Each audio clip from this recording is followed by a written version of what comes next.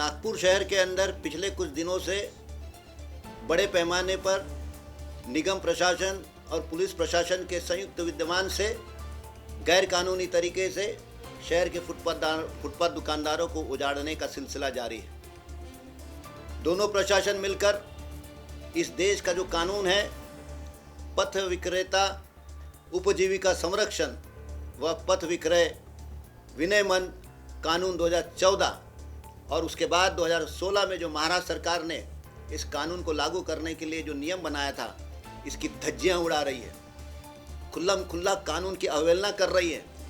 और जो फुटपाथ दुकानदार पिछले 100 वर्षों से, कहीं 80 वर्षों से अपना व्यवसाय कर रहे हैं और जनता को सेवा दे रहे हैं। और अब मैं आपको बताना चाहता हूँ, नागपुर शहर की 80% जनता अपनी आवश्यकताओं की पूर्ति सिर्फ और सिर्फ फुटपाथ दुकानदारों से कराती है, करती है।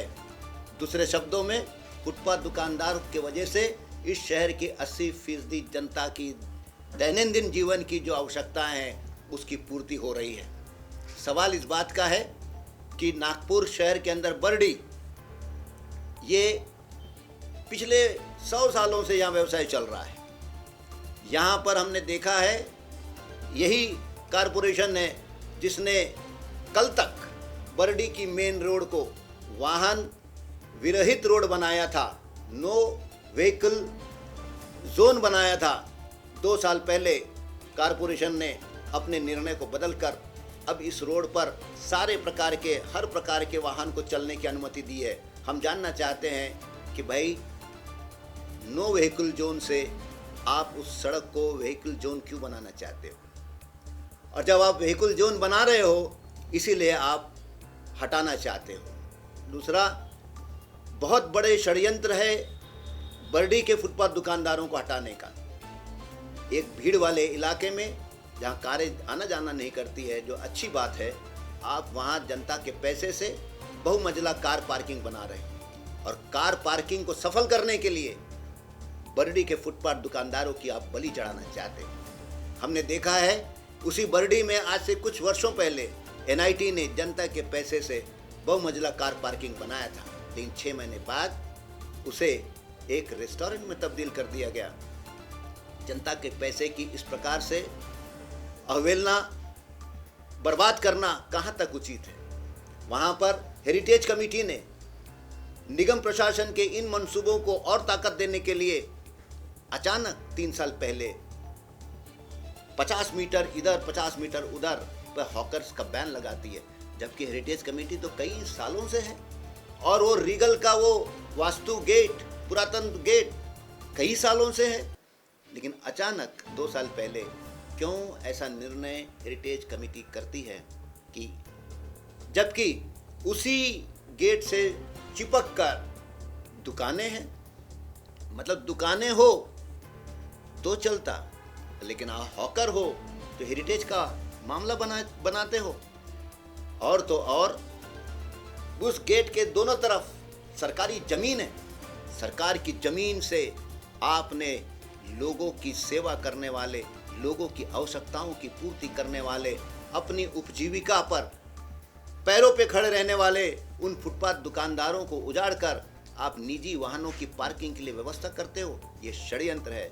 और तो और जो बड़ा मॉल खड़ा हो रहा है, उस मॉल की चमक दमक में गरीब जो है, कहीं ना कहीं आपको लगता है, प्रशासन को लगता है, राजनेताओं को लगता है धब्बे हैं। इसलिए उस मॉल की सुंदरता बनाए रखने के लिए फुटपाथ दुकानदार, खास करके सीताबर्डी के फुटपाथ दुकानदारों पे हमले हो रहे हैं। निगम प्रशासन, पुलिस प्रशासन नागपुर शहर के अंदर जिस प्रकार से गाड़ियां, खास करके कार खड़ी है, सारे कार गैर कानूनी ढंग से खड़ी है। हम जानना चाहते हैं कि कितनी कारों पे आपने कार्रवाई की है।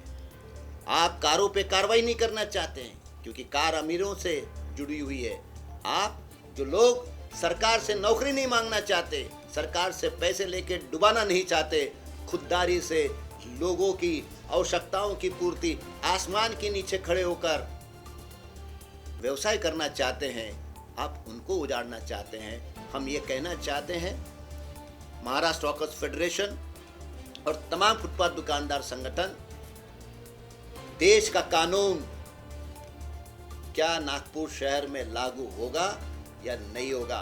अगर देश के ही केंद्रीय मंत्री, अगर प्रशासन जिसमें कलेक्टर हो, पुलिस कमिश्नर हो, निगम आयुक्त हो, इनकी बैठक लेकर अगर गैर कानूनी निर्देश देते हैं और फुटपाथ दुकानदारों को उजाड़ने की अगर बात करते हैं, तो हम जानना चाहते हैं कि देश का कानून देश में अगर लागू नहीं होगा तो क्या पाकिस्तान में, श्रीलंका में, नेपाल में, बांग्लादेश में, बर्मा में भारत के कानून लागू होंगे? और जिस केंद्रीय मंत्री के शहर में अगर कानून का इस प्रकार से उल्लंघन हो रहा है, तो हम जानना चाहते हैं कि केंद्रीय मंत्री कानून का सम्मान करना चाहते हैं या नहीं चाहते। हम जानना चाहते हैं कि केंद्रीय मंत्री शहर के गरीबों के साथ खड़े हैं या नहीं खड़े हैं। हम ये जानना चाहते हैं, केंद्रीय मंत्री क्या इस शहर के अंदर ऑटोमोबाइल उद्योग के साथ खड़े हैं? इस लड़ाई में हमारी पेट, हमारा हक, हमारी जगह, हमारी व्यवसाय को बचाने की लड़ाई लड़ने के लिए नागपुर शहर के फुटपाथ दुकानदार संगठित हो रहे हैं और एक बड़ी लड़ाई की हम तैयारी कर रहे हैं।